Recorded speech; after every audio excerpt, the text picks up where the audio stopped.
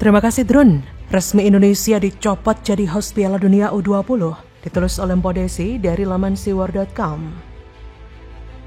Mantap, Indonesia dicopot jadi tuan rumah Piala Dunia U20. Sumpah, lelah sangat berurusan dengan Indonesia. Bayangkan, ketimbang fokus bersiap menjadi tuan rumah yang baik, tapi justru menjadikan momen ini sebagai isu politik. Dan konyolnya, gak jauh-jauh ada pula aroma narasi agama bela ini dan itu coy. Seperti dikutip dari detik.com, menyusul pertemuan antara Presiden FIFA Gianni Infantino dan Presiden PSSI Erick Thohir, FIFA telah memutuskan mengingat situasi saat ini untuk membatalkan Indonesia sebagai tuan rumah FIFA U20 World Cup 2023. Tuan rumah baru akan diumumkan sesegera mungkin dengan tanggal turnamen tidak berubah. Potensi sanksi untuk PSSI kemungkinan juga akan diputuskan di kemudian hari. Lezato, ibaratnya sambil nyelam tenggelam deh. Gak hanya dicopot jadi tuan rumah, tapi PSSI pun terkena imbas.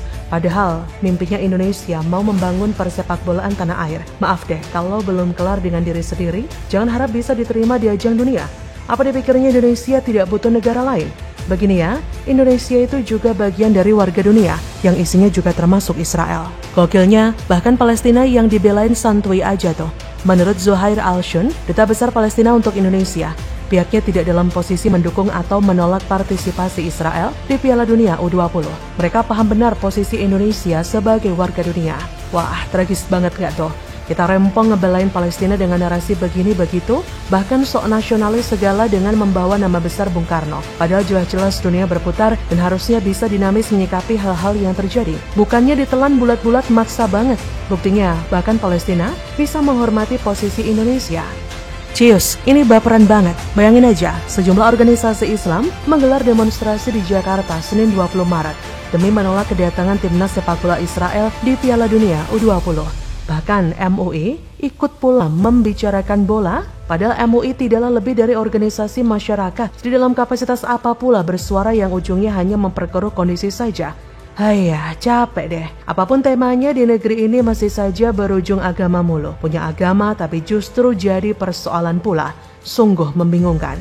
Teringatnya, by the way, on the way, tahu nggak tuh kaum baperan kalau timnas Israel pernah memiliki kapten seorang muslim? Ya, dia namanya Bibras Nacho atau Bibras Natko. Padahal mayoritas warga Israel beragama Yahudi. Tidak hanya itu, Palestina pun pernah dilatih oleh Asmi Nasar yang notabene mantan pemain sepak bola dan pelatih berkebangsaan Israel. Mereka bisa tuh memposisikan diri, waras tahu mana urusan sepak bola dan urusan politik jelas dua hal yang berbeda. Nah, kita justru sibuk sendiri merasa paling benar sejagat raya. Makanya kalau ngaji jangan pakai kaca buram, tuh akibatnya hati dan pikiran ikutan kotor. Begini ya, apa dipikir kehebohan yang terjadi di tanah air ini tidak terdengar di sana? Malu nggak ketika negara lain mendengar, oh Indonesia menolak itu karena Israel ngejahatin Palestina. Oh bakal ada demo ini dan itu kalau ngotot digelar Piala Dunia di Indonesia, terkecuali kalau Israel bermain di Singapura. Hello, emangnya Indonesia ini siapa? Kok sok ngatur-ngatur FIFA? Sok kasih syarat segala ke FIFA? Percayalah, tidak rugi FIFA tidak beracara di Indonesia. Justru sebaliknya, kita kehilangan muka di mata dunia. Kita pun kehilangan kepercayaan dunia internasional karena ternyata banyak banget kaum baperan mengarah ke ideologi kadrun di negeri ini. Parahnya lagi, ada pula memainkan ini sebagai magnet menarik suara demi popularitas politiknya. Oh ya, tahu nggak kalian? Qatar saja siap menggantikan posisi Indonesia jadi tuan rumah loh. Mikir, nasi sudah jadi bubur. Dan sayangnya bukan bubur ayam atau bubur Manado yang enak.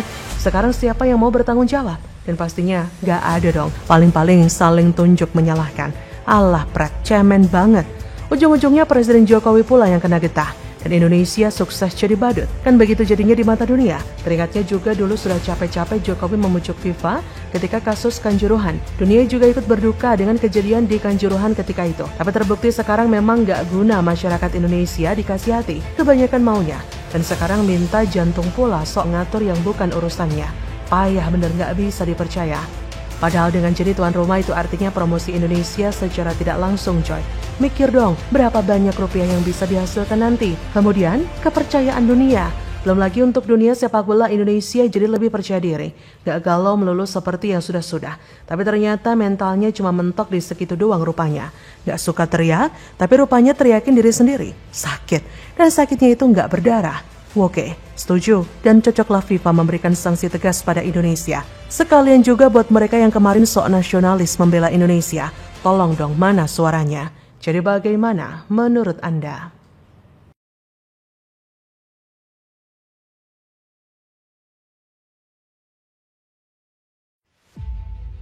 FIFA tunjuk Peru ganti Indonesia jadi tuan rumah Piala Dunia U20, FPI malah bersorak bahagia di atas penderitaan mimpi anak-anak Indonesia. 5. Bahwa kami menuntut kepada pemerintah Indonesia untuk dengan tegas menolak kedatangan timnas Israel ke Indonesia. Karena itu sebagai langkah awal, FIFA membatalkan drawing yang rencananya digelar di Bali. Meski belum memutuskan apakah Piala Dunia U20 tetap dimainkan di Indonesia atau tidak. Sementara ini, ada 2 negara yang langsung mengambil kesempatan kalau Piala Dunia U20 tidak jadi digelar di Indonesia. Ini sangat berbahaya. Sama juga kita mendukung terorisme, mendukung pembunuhan. Ini pengkhianatan terhadap negara. Ini pengkhianatan terhadap Pancasila. Ini pengkhianatan terhadap undang-undang. Kalau mau memaksakan datang ke Israel, orang jangan tinggal di sini. Silahkan tinggal di Israel saja atau negara lain, bisnis dan sebagainya gitu. Jadi apa yang kemudian ini? Kalau soal bendera mungkin bisa didiskusikan misalnya kan. Soal lagu kebangsaan mungkin bisa didiskusikan. Tapi jangan pernah mematikan harapan generasi muda untuk ikut membantu pelaksanaan perdamaian dunia lewat sepak bola. Oke, baik. Beredar rumor jika FIFA mengganti status tuan rumah Piala Dunia U20 2023 dari Indonesia ke Peru. Buntut penolakan terhadap timnas Israel. Apabila benar rumor tersebut, Front Persaudaraan Islam (FPI) menyambut gembira akan keputusan FIFA itu. Diketahui, awalnya FIFA menunjuk Indonesia sebagai tuan rumah. Namun dengan adanya penolakan kedatangan timnas Israel yang ikut bermain dari berbagai elemen masyarakat, FIFA dirumorkan memindahkan perhelatan tersebut ke Peru. Kata Sekum FPI Buya Hussein pada 28 Maret, Alhamdulillah kalau memang benar terjadi, kita nggak perlu capek-capek lagi untuk menekan pemerintah Indonesia untuk menolak timnas Israel ke Indonesia. Artinya perjuangan kita berhasil. Penolakan bukan hanya datang dari organisasi kemasyarakatan Islam saja, melainkan juga datang dari Gubernur Bali, Iwayan Koster, dan Gubernur Jateng yang turut menolak kedatangan timnas Israel. Hussein menyebut penolakan Iwayan yang merupakan politisi PDIP tersebut sudah tepat. Hal itu lantaran sebagai kader partai yang mengusung teguh paham Soekarnois ini sejalan dengan apa yang pernah dilakukan Presiden pertama Soekarno. Menurut Hussein, Iwayan Koster konsisten dengan apa yang telah dijalankan oleh Soekarno.